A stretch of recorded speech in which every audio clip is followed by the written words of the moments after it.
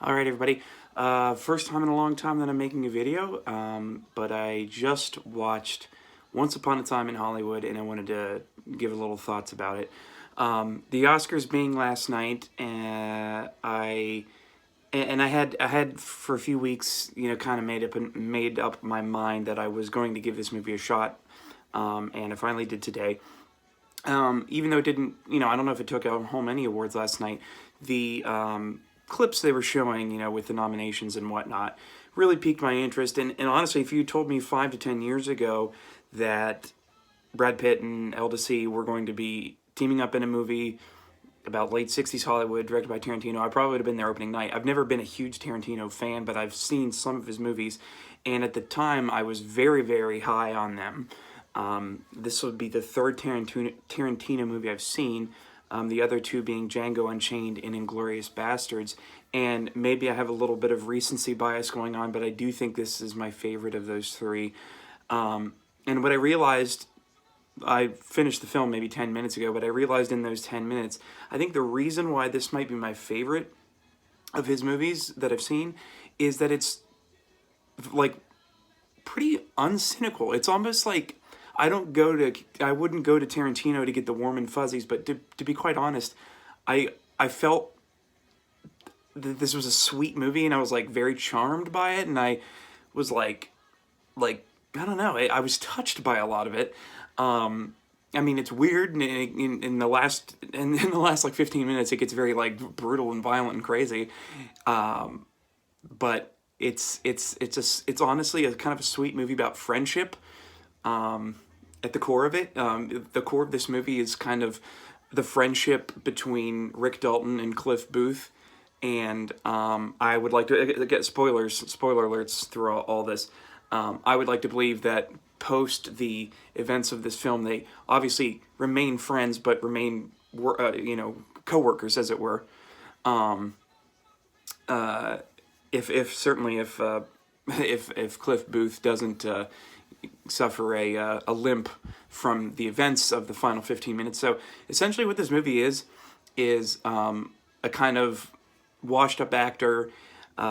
Leonardo DiCaprio plays Rick Dalton, a washed up actor sort of, who's insecure about his talents and where his career is going, and kind of is helped find his feet again and be more comfortable with his acting ability through events and different characters. And then his friend slash stunt double slash chauffeur, Cliff Booth, is played by Brad Pitt, and he's kind of just like an extremely likable, I guess you could say everyman, although he's capable of doing things that every man isn't capable of doing, and kind of being a support structure to DiCaprio. But the main thing that happens to him is he kind of stumbles into the Manson cult by some just random circumstances, and then essentially the final 30 minutes of the movie is it all coming to a head where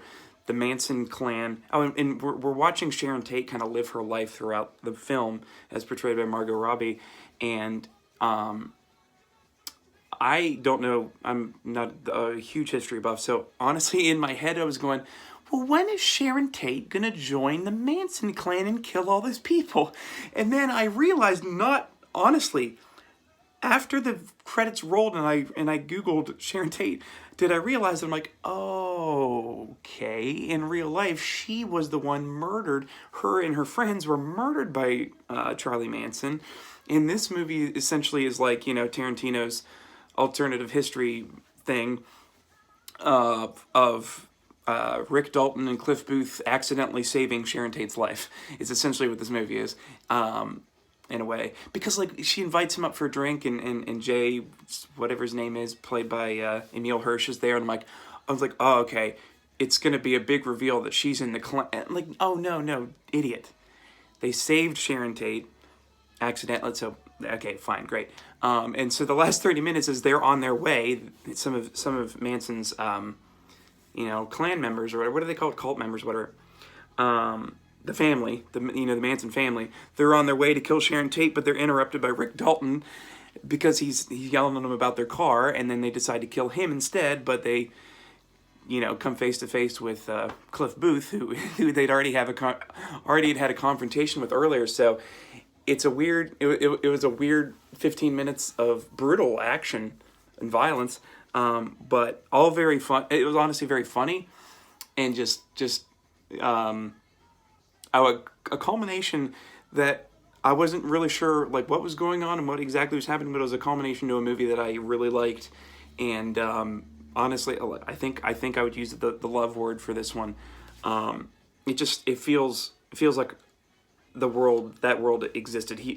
I don't know anything about that time, it's way before my time, but you see it in movies and television and things, and it just felt like a really authentic, lived-in creation, a recreation, and nothing felt, unauthentic or like set dressing. It all felt very alive, and an excellent choice of music and things. And like you see at least once or twice Brad Pitt's character driving around LA, and different songs coming on the radio. And there's some songs that I've never heard before, and then other songs I'm like, oh, I know that one. They play that on like oldies radio stations or what have you. And there's this great moment. I think it is a moment that stuck out in a movie full of great moments.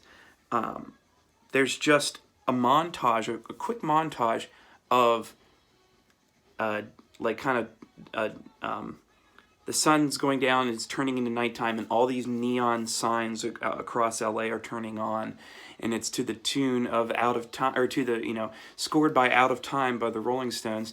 And it's also kind of talking about like it's symbolic of is Rick Dalton's career out of time? Is he washed up? Is he out of touch, or does he still have it?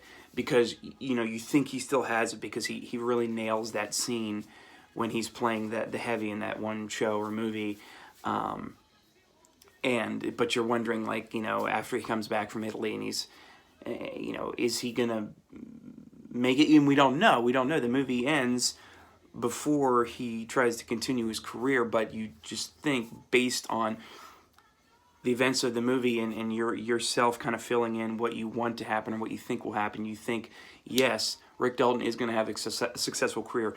Cliff Booth will continue to be his friend and his coworker and his confidant, and they'll become like neighborly friends with Sharon Tate and all that stuff. That's what you kind of believe is going to happen, or invent in your head that's going to happen, and that plays into the kind of like warm and fuzzy, uncynical nature of this movie that I really got from it. I felt it was a warm thing. This movie kind of felt warm.